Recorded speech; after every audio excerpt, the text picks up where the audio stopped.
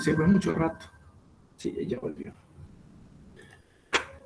A ver, toda la pantalla.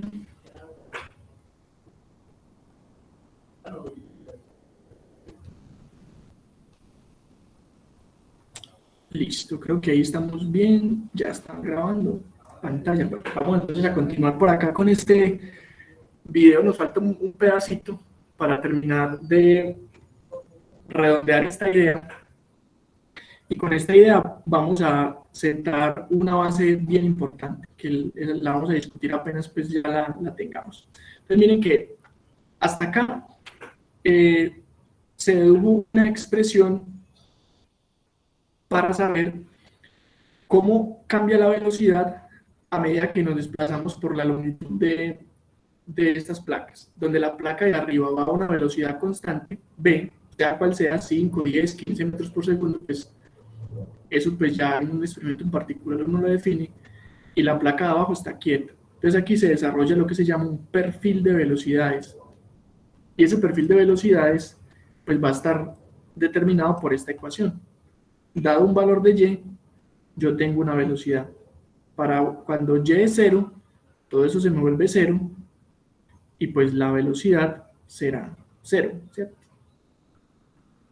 Y pues en el caso contrario, cuando y es igual a L, cuando y sube aquí hasta L, es L con L se cancelan y la velocidad queda simplemente v. Miren que ahí nos cumple pues con la condición.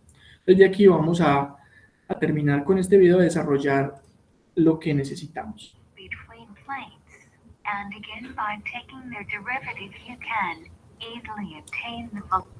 Miren que ahí lo que hicieron fue derivar respecto de y. Derivaron esta expresión respecto de y nos queda pues la derivada. Y si uno deriva esto respecto de y, como b y l son constantes, entonces la derivada de y da 1, ¿cierto? La derivada de la variable independiente da 1. Entonces nos queda esta expresión que tenemos aquí.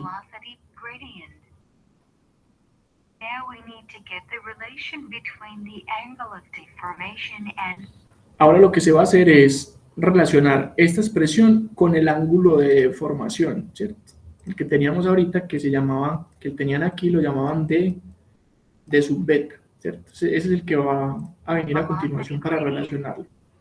During a differential time interval dt, the sides of fluid particles along the vertical line rotate through a differential angle beta, while the upper plate moves a differential distance d.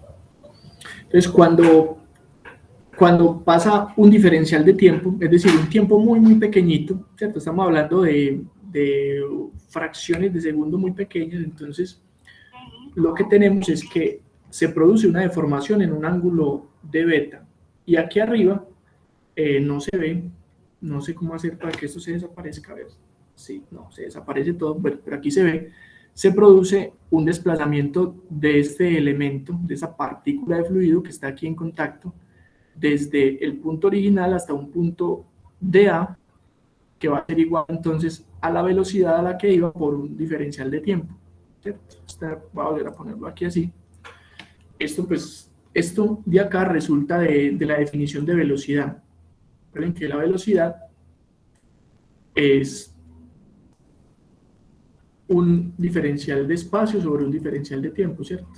Esta es la definición desde derivadas de lo que es la velocidad, donde A es el espacio recorrido. Entonces, si yo despejo de aquí de A, me queda que es velocidad por dt. Y eso es lo que está expresado acá, solamente pues que aquí se tapa un poquito con ese texto que se sobrepone. Entonces, cuando tenemos eso, podemos relacionar a dB con dA, con funciones trigonométricas.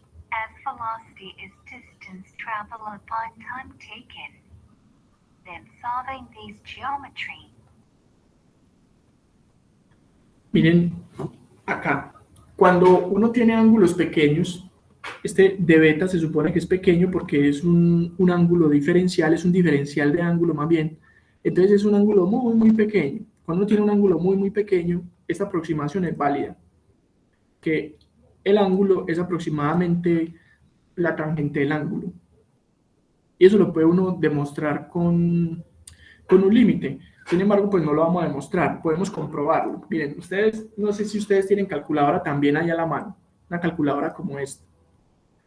O ustedes no tienen calculadora, no me vayan a decir que no tienen calculadora porque me... Yo no.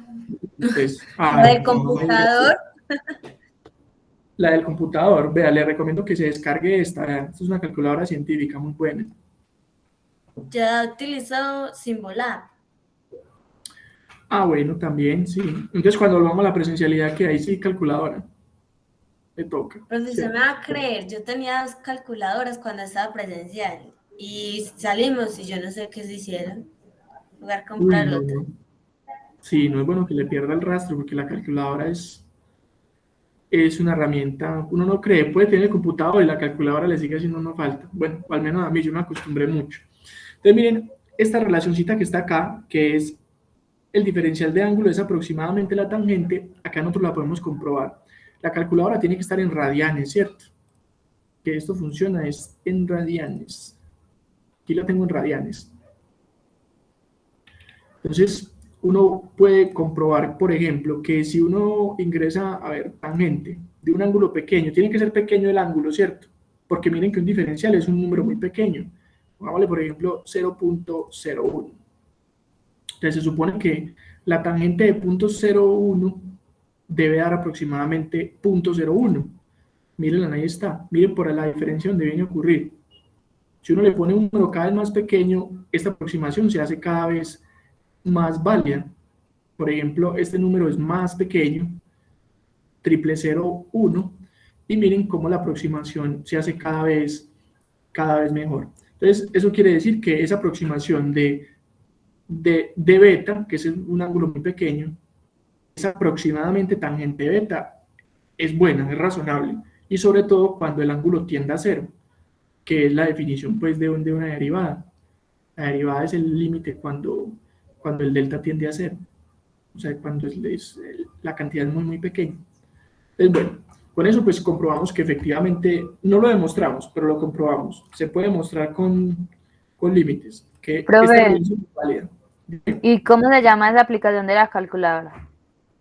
Eso es un simulador de calculadora de Casio. Lo puedes buscar así en internet y sale de una el archivo. De hecho, yo lo tengo. Ah, bueno, pues yo lo tengo, los comparto más bien. Ah, bueno, profe, gracias.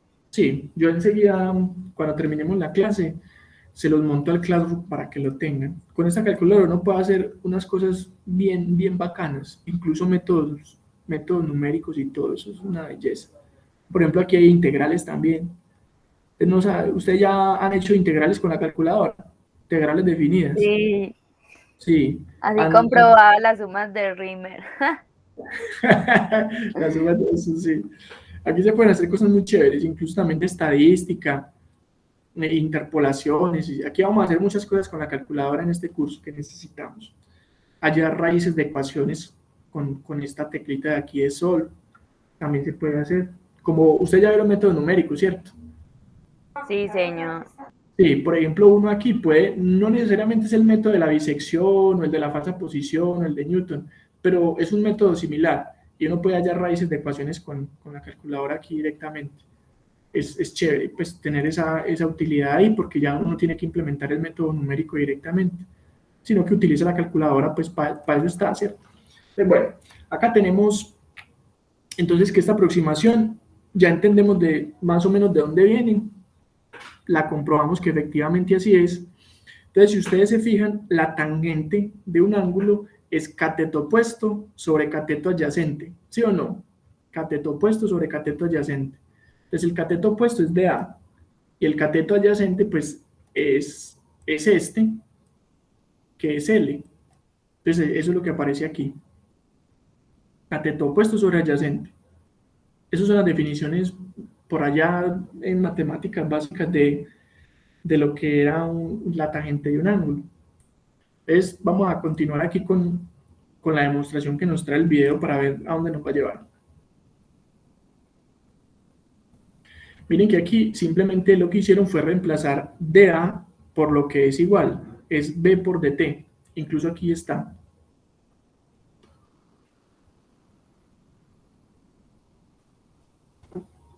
Ahí van a hacer una maraña, pues, ¿cierto? Miren a lo que llegan acá. Acá reemplazan B sobre L, que es este B sobre L que está acá. Voy a señalarlo con este. B sobre L, que es esto mismo, ¿sí o no? Por eso habíamos hecho esta igualdad. Entonces, B sobre L lo reemplazan por lo que es igual. Y el de T sigue siendo de T. Hasta ahí me siguen esta idea, sino que es que en el video a veces es muy rápido y mueven cosas y luego se pierde uno. Sí, Sí, hágale. vamos bien. Listo. Entonces, finalmente, este de T lo pasan acá a dividir, que eso pues es una barbaridad, un matemático diría que es una barbaridad, pero pues se puede interpretar de esa manera. Y miren con lo que nos queda aquí, finalmente, que de B sobre dt es de U sobre dy.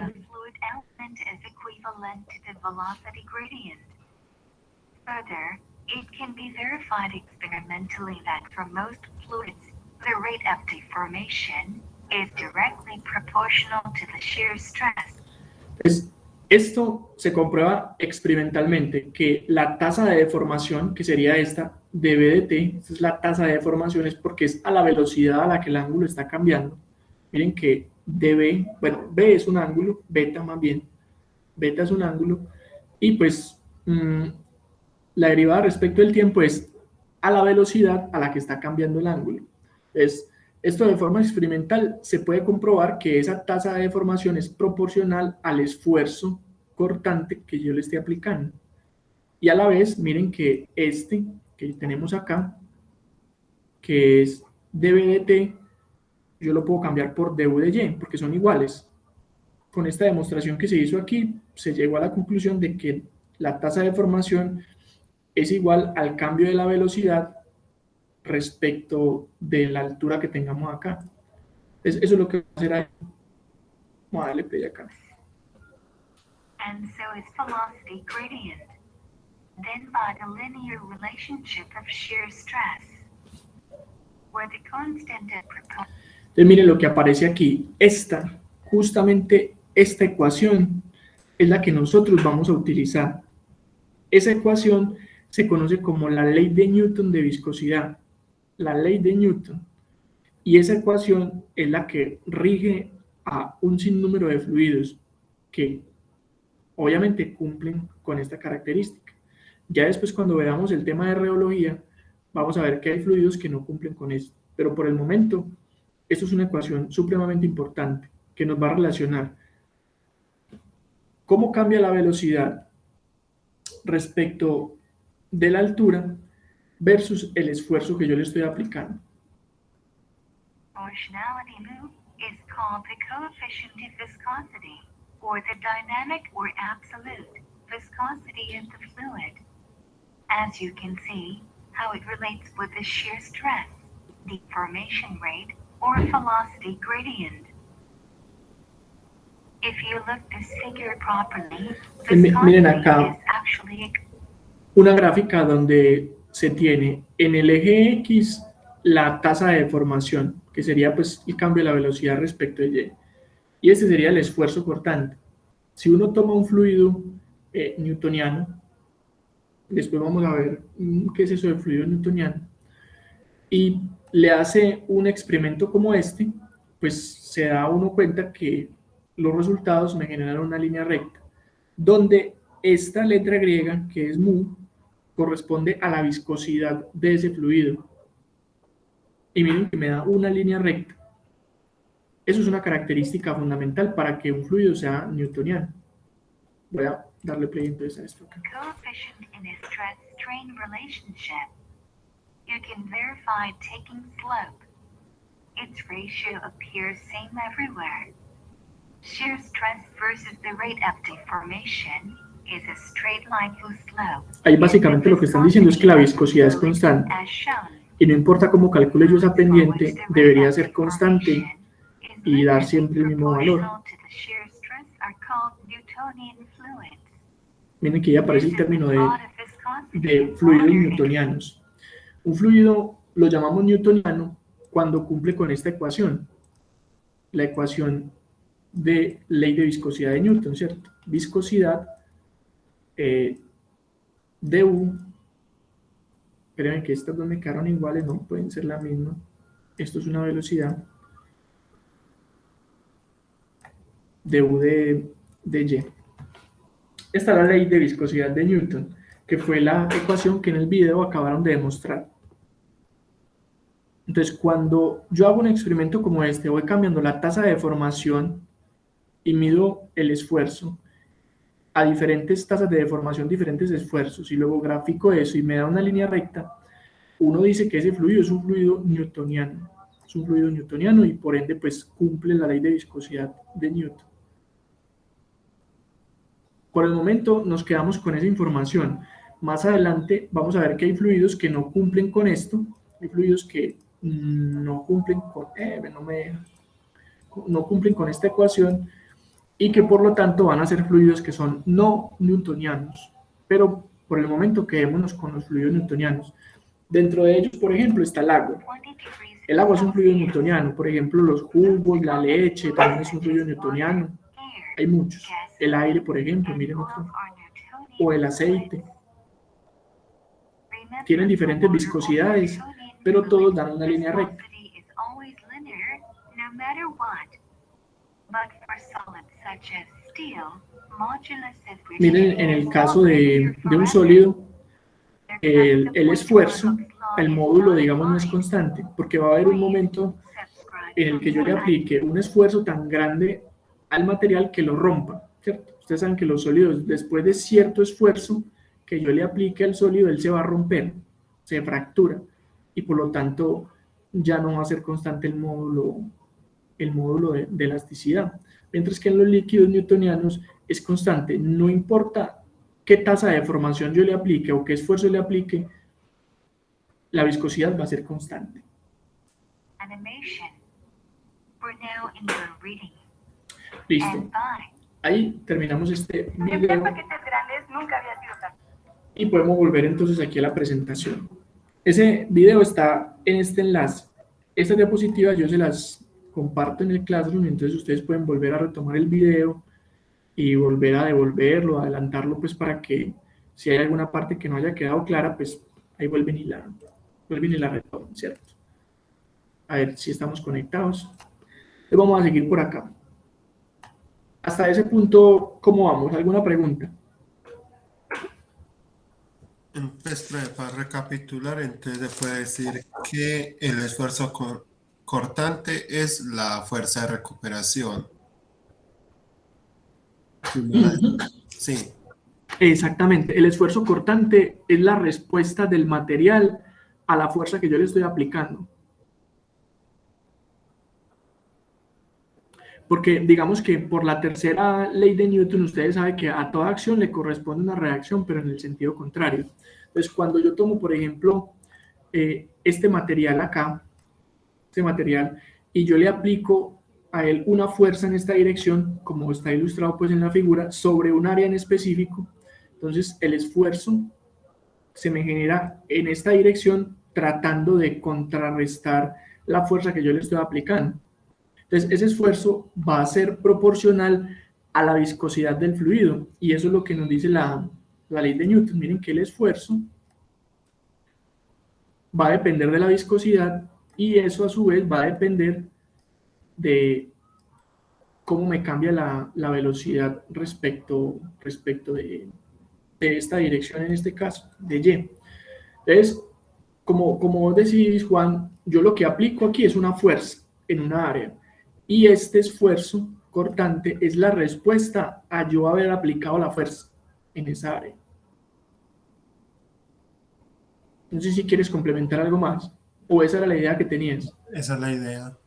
Sí, excelente. Entonces vamos muy bien. Entonces miren que, yendo a la pregunta que me hacía ahorita, creo que era Carolina o Tatiana, que esos ejemplos en la vida práctica, ¿dónde ocurren? todo el tiempo que yo estoy transportando fluidos dentro de una tubería, están ocurriendo esfuerzos cortantes. Todo el tiempo. Porque imagínense, por ejemplo, una tubería. Dentro de la tubería, digamos, vamos a dibujarla así. Digamos que la estamos viendo de forma lateral. Entonces, supongamos que viene un fluido por acá, jugo de manzana. Entonces, como vimos ahorita en el video, hay un principio que es de no deslizamiento. Principio de no deslizamiento. Entonces, cuando el fluido viene por acá, las partículas más pequeñitas que están en contacto con la tubería van a estar quietas. Esas partículas, tanto aquí como aquí, van a estar quietas. Pero las partículas que se van alejando de la superficie de la tubería van a ir más rápido. Entonces lo que se me genera es un gradiente de velocidad, que es lo que me describe la ley de viscosidad de Newton, ¿cierto? Se me va a generar algo como esto, va a ir un cambio en la velocidad respecto de Y, donde Y pues va a ser este eje, voy a ponerlo acá en amarillo. Este sería el eje Y. Entonces a medida que yo me muevo desde aquí hasta acá, voy a tener una variación de la velocidad, entendiendo la velocidad como la velocidad que va en esta dirección. Esta es la velocidad. Entonces, cuando yo miro una partícula de fluido cualquiera que esté en el seno del fluido, entonces yo la voy a pintar aquí de verde más grandecita. Esta partícula se va a ver sometida a un esfuerzo cortante. Y vamos a ver por qué. Si yo amplío la vista de esta pequeña partícula, digamos, la voy a ampliar así, hay una capa de moléculas más arriba y hay una capa de moléculas más abajo, ¿cierto? Que todas esas moléculas van a ser contiguas. Ella no va a estar solita, sino que va a tener otras moléculas más arriba y otras moléculas más abajo. Con la característica siguiente, que las moléculas que están más arriba van más despacio y las que están más abajo van más rápido. Entonces, ¿qué creen ustedes que le va a pasar a esta partícula cuando va a tener unas moléculas más lentas arriba y unas moléculas más rápidas abajo? ¿Qué fuerza, en qué dirección le aplicarían fuerza a las moléculas que están más arriba? Si están más lentas, si van más lento. La fuerza iría hacia la izquierda o hacia la derecha.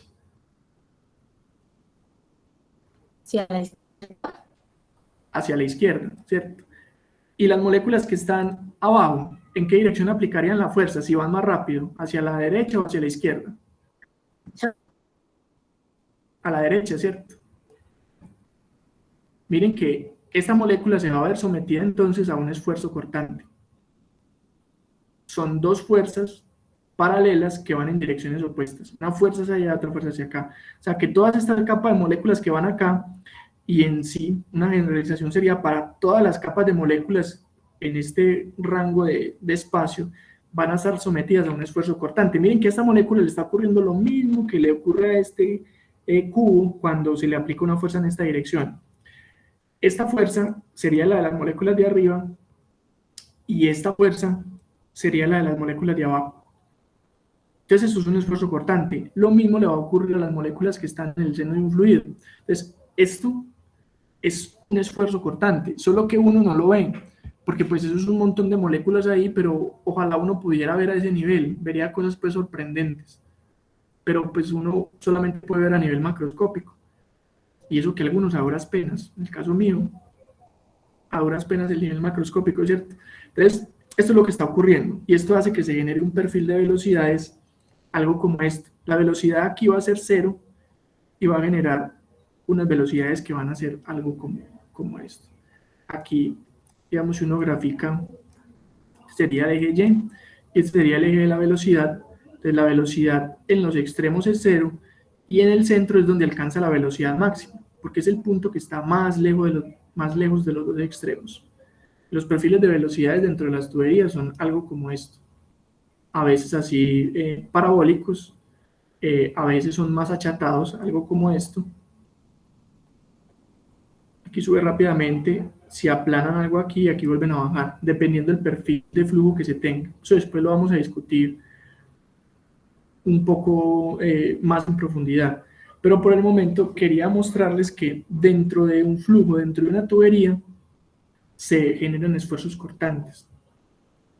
esos esfuerzos cortantes todo el tiempo están ocurriendo, solamente que uno no es consciente de que están ocurriendo. Por ejemplo, ustedes abren la llave de la cocina para llenar un vaso con agua, ese líquido experimentó muchos esfuerzos cortantes antes de llegar al vaso. Pero eso, digamos, uno no lo nota, porque eso es a nivel molecular. Bueno, entonces vamos a continuar por acá. Aquí sale la ley de viscosidad de Newton. Esta es la misma que se dedujo en el video, solamente que con otra notación. Es exactamente la misma. La voy a anotar, la que estaba en el video era... No, pero con ese color no, que no se ve casi. Entonces, tau es igual a viscosidad de U de Y. Miren que es casi que lo mismo, solamente que aquí ponen pues una notación tantico diferente, pero eso pues no le pongamos mucho cuidado. Acá lo importante es que esta ley de viscosidad para nosotros simboliza una proporcionalidad entre el esfuerzo que yo aplico y la tasa de deformación que se está generando dentro del fluido. Y la constante de proporcionalidad es la viscosidad. Entonces, entre más viscoso sea un fluido, entre más grande sea esta constante, voy a tener que aplicarle más esfuerzo para producir un cierto gradiente de velocidad. Profe, Dime. ¿pero es negativa o no? Eso depende de la notación que se tenga. Yo en realidad a estos, al menos aquí en la ley de Newton, no le pongo mucho cuidado al signo, porque depende de la referencia que uno tenga, porque estos gradientes pueden ser negativos o positivos, y pues en función de que eso sea, pues aquí tendrá un esfuerzo. Yo a este signo no le prestaría mucho cuidado en realidad. A esto no le pongan cuidado. Preferiblemente trabajenlo como positivo.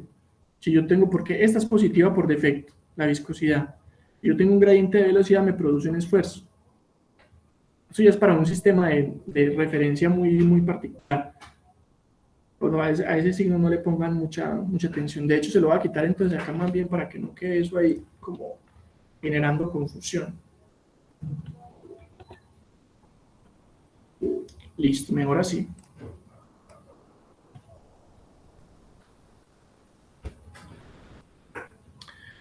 Bien, esa viscosidad que aparece ahí, que es esta letra griega mu, es la que se conoce como viscosidad dinámica.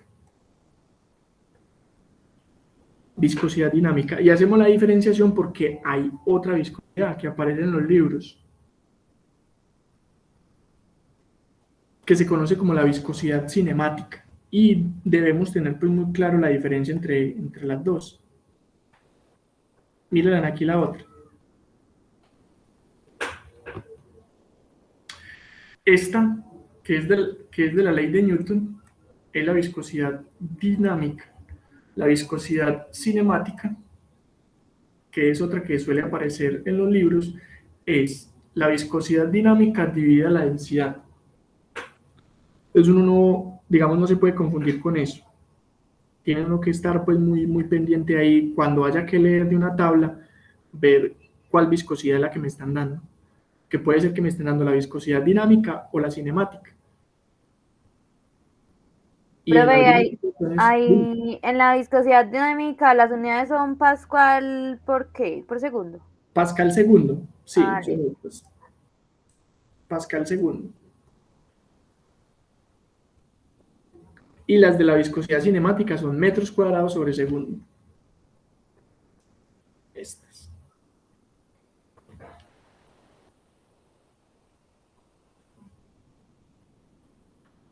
Eso es. A veces en los libros no reportan Pascal segundo porque Pascal segundo es una unidad muy grande. Lo que reportan a veces es milipascal por segundo. O hay otra unidad que la llaman el centipoise. Es otra unidad de medida de la viscosidad, los poises. o centipoises.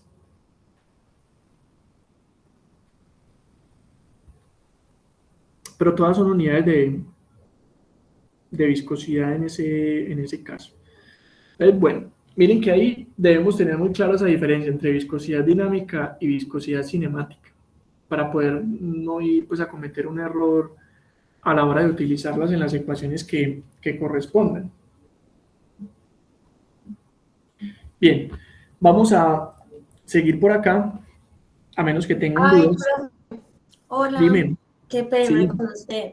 Si este internet está tan bueno que me sacó Sí. No, eso es, y me nos pasa. perdí. Esto- Recapitulamos. En esta parte estábamos estableciendo la diferencia entre dos viscosidades. Esta primera, que es viscosidad dinámica, corresponde a este constante de proporcionalidad en la ley de Newton de viscosidad, y que en los libros suele usarse otra viscosidad que se llama viscosidad cinemática, y que esa viscosidad cinemática está representada por la división, por la razón entre la viscosidad dinámica y la densidad. E hicimos énfasis en las unidades, ¿cierto? Las unidades de la viscosidad cinemática, metros cuadrados sobre segundo, y las unidades de la viscosidad dinámica, pascal por segundo, para hacer esa diferenciación. Porque puede ser que en algunos libros o en internet lo encontremos como viscosidad dinámica, ya sabemos cuál es, o en otros como la viscosidad cinemática, y pues ya sabemos cómo eventualmente convertirla a viscosidad dinámica, ¿cierto? Bien, ahora sí, Sí, señor, gracias. con gusto. Bueno, vamos a seguir entonces por acá. Vamos a darle otros 15 minuticos para que terminemos la clase de hoy, que nos ha rendido. Esas clases de 3 horas rinden mucho. Bueno, vamos a seguir entonces por acá. Vamos a ver cuál es el efecto que tiene la temperatura sobre la viscosidad. Ya habíamos discutido cuál era el efecto de la temperatura sobre la densidad. ¿Alguien me puede recordar? Cuando aumenta la temperatura, ¿qué pasa con la densidad? Disminuye. Disminuye, exactamente, así es, Juan, muchas gracias. Y dijimos que disminuía porque el efecto es que el volumen aumenta, y como el volumen está en el denominador de la viscosidad, de la densidad, perdón, ¿cierto? La densidad es masa sobre volumen. Entonces, este volumen aumenta cuando yo aumento la temperatura. Entonces, claro, si el denominador aumenta, esta fracción disminuye. Entonces, por ende, si este aumenta, este disminuye. Ahora vamos a ver cuál es el efecto de la temperatura sobre la viscosidad, que son nuestras dos variables más importantes en los fluidos. Vamos a ver que densidad y viscosidad van a ser fundamentales para hacer todos los cálculos que tengamos que hacer relacionados con fluidos. Entonces, en el caso de la viscosidad, miren que hay unas ecuaciones que nos ayudan a describir cuál es ese comportamiento. Existe, por ejemplo, esa primera ecuación de la izquierda, que es la ley potencial, o esta otra un poco más elaborada, que es la ley de Sutherland. Pero así como estas dos, hay montones y montones de ecuaciones que ayudan a describir cómo se comporta la viscosidad de un gas respecto a la temperatura. Ahí, ¿qué es lo importante, muchachos? Es establecer de forma cualitativa qué es lo que ocurre. Porque las ecuaciones son de forma cuantitativa. Ellos nos dicen es, si yo tengo tal temperatura, entonces, ¿qué viscosidad es la que yo espero? Pues miren, vamos a entender qué es lo que pasa con la viscosidad de los gases. Y hay una diferencia fundamental a lo que tiene que ver la viscosidad de los líquidos. Los líquidos y los gases, ambos son fluidos, ¿cierto? Líquidos y gases son fluidos, pero en términos de viscosidad se comportan bien diferente respecto a la temperatura, ¿cierto? Que es lo que estamos analizando. Entonces, estas dos ecuaciones, por el momento, vamos a ver que lo que tenemos es una ecuación donde, por ejemplo, está analizando la ley potencial, yo tengo unos valores de referencia que corresponden mu sub 0 y T sub 0. Entonces yo sé a cierta temperatura de referencia cuál es la viscosidad. Entonces yo digo, por ejemplo, para el agua, la temperatura 20 grados, ese sería T sub 0. A 20 grados Celsius. Entonces, la viscosidad es de 1 por 10 a la menos 3 pascal por segundo. Este sería mu sub 0. Entonces, si yo quiero conocer cuál es la viscosidad a cualquier otra temperatura, yo podría utilizar una ecuación como esta, ¿cierto? Entonces, si yo quiero conocer una viscosidad cualquiera a una temperatura cualquiera, pues yo lo que hago es reemplazar la temperatura aquí y despejar esta viscosidad. Miren que esto está sujeto a que yo conozca el valor de N. ¿N cuánto vale? Va a depender. ¿Depende de qué? Del fluido que yo esté trabajando. Entonces, este N, lo puede hacer uno por un ajuste de regresión. Yo creo que ustedes ya sabrán a qué me refiero con una regresión, ¿cierto?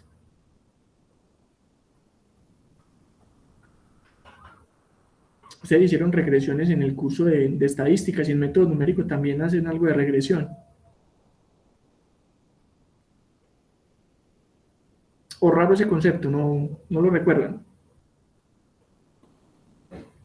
Es poner, pues si mal no recuerdo, es ponerlo en, pues ajustar la curva. Exactamente, así es, Juan, es ajustar la curva. Y ajustar la curva significa hallar los parámetros, ¿cierto? Los parámetros de ajuste. Que en este caso el parámetro de ajuste sería N. Profe, Dime. ¿no que es que cuando dijiste que valía la T o que valía el internet se me entrecortó? ¿Me puede repetir? La T solita. Esta T es a la temperatura a la que yo quiero dar la viscosidad. Digamos que T, a ver, ahí estoy con la que no es. Digamos que T sería, por ejemplo, 50 grados. Entonces, yo conozco mi T0 y mi mu sub 0, que son datos experimentales que yo tengo. Entonces, yo quiero saber, entonces, cuál sería la viscosidad a una temperatura cualquiera. Por ejemplo, 50 grados. Entonces, si yo reemplazo aquí 50 a la N por mu sub 0, ya puedo conocer cuánto vale mu. Que mu sería la única incógnita que quedaría en esa ecuación. Entonces, el resto sería conocido. Ah, bueno, profe. Lo mismo pasa aquí. Miren que aquí el parámetro ya no es N, sino que el parámetro en esta ecuación es S. ¿Sí ven? Ese es lo tapé, aquí es con esto. Ese es el parámetro de ajuste de este modelo pues, de regresión. Miren que mu sub 0 y T0 representan lo mismo.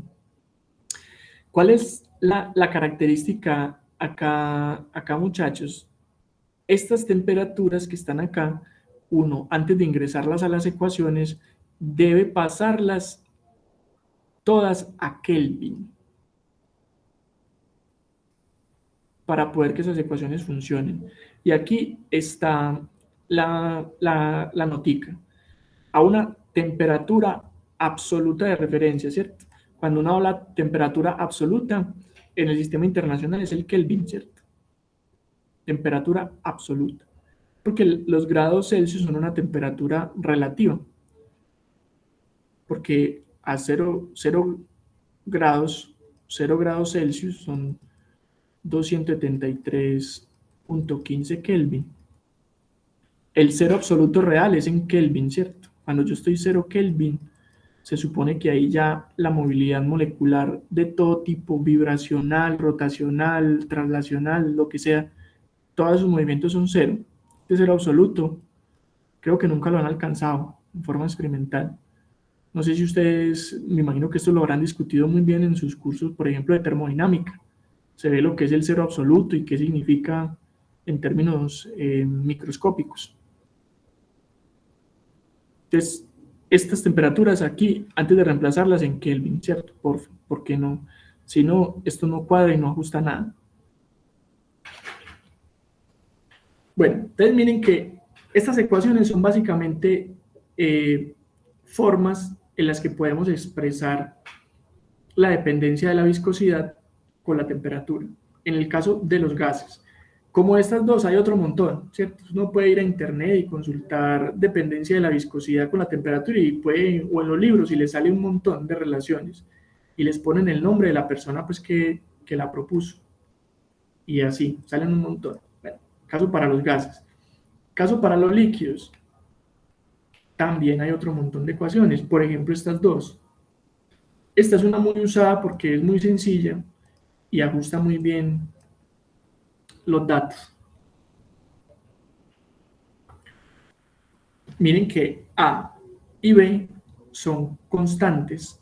Estas dos constantes son las que uno debe ajustar a través del proceso de regresión. T y mu son la temperatura y la viscosidad respectivamente, ¿cierto? Miren que aquí también la temperatura debe estar en escala absoluta.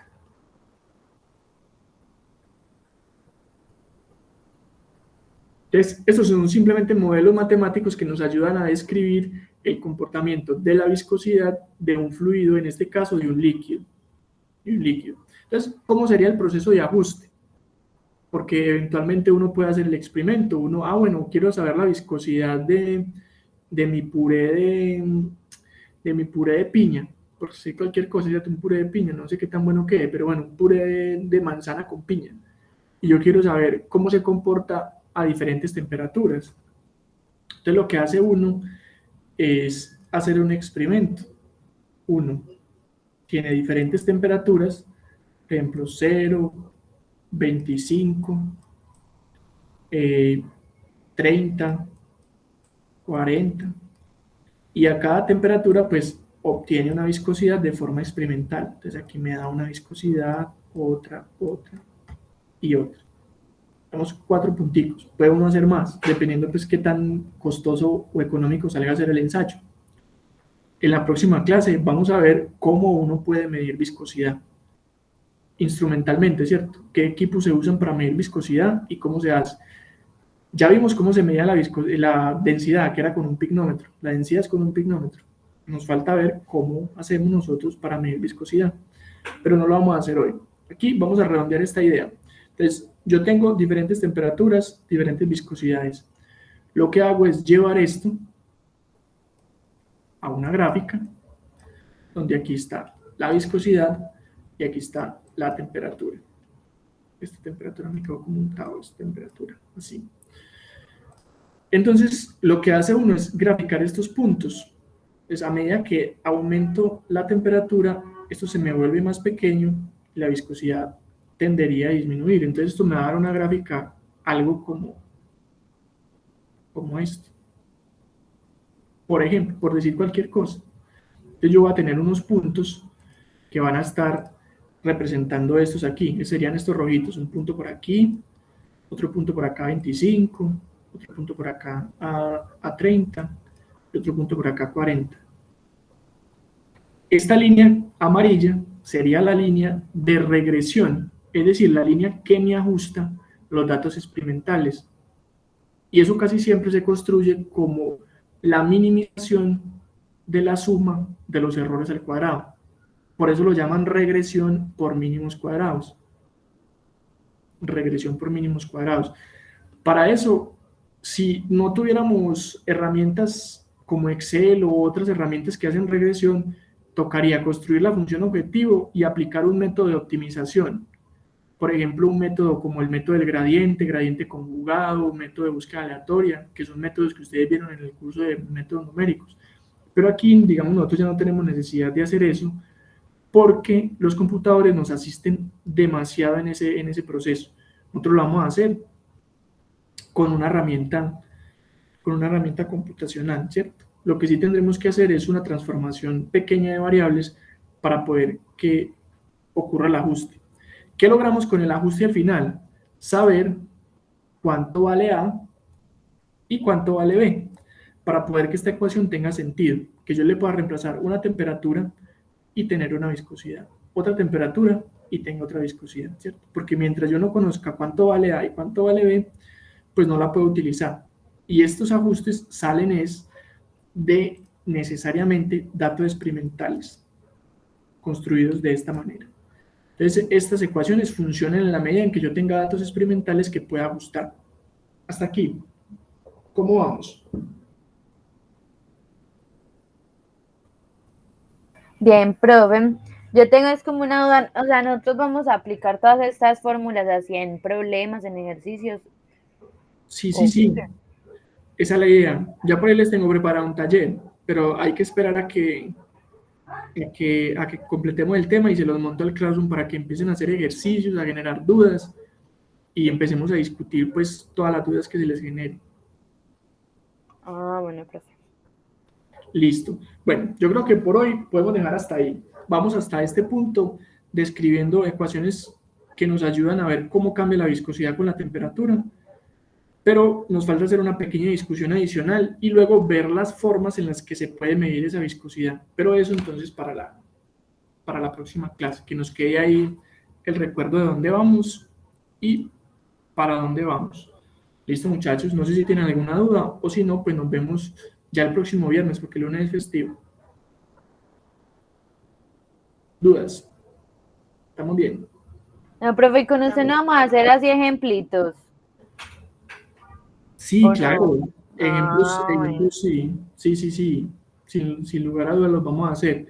Pero, primero tenemos que ver la teoría, ¿cierto, Tati? Que está... Claro, profe. Ah, no, es que uno debe preguntar, pero llegó por ahí como otro profesor que no, que yo no hago ejemplos, que les mando el taller y ya, y uno que hagan las mismas. No, pues la idea es, yo les voy a mandar el taller, pero sacamos un espacio en la clase para que lo resolvamos entre todos, ¿cierto? Esa es la idea con los talleres. Eso sí, profe. Sí, sí, y hay temas que se prestan pues para hacer más ejemplos y otros que no se hacen tanto de ejemplos porque hay cosas que son un poquito más teóricas. Pero no, sí, no te preocupes por eso. Listo, profe. Pues yo no tengo más dudas. Listo. ¿Alguien más? Estamos bien. Muy bien, profe. Listo, pues entonces nos vemos el próximo viernes. Que descansen mucho en el puente.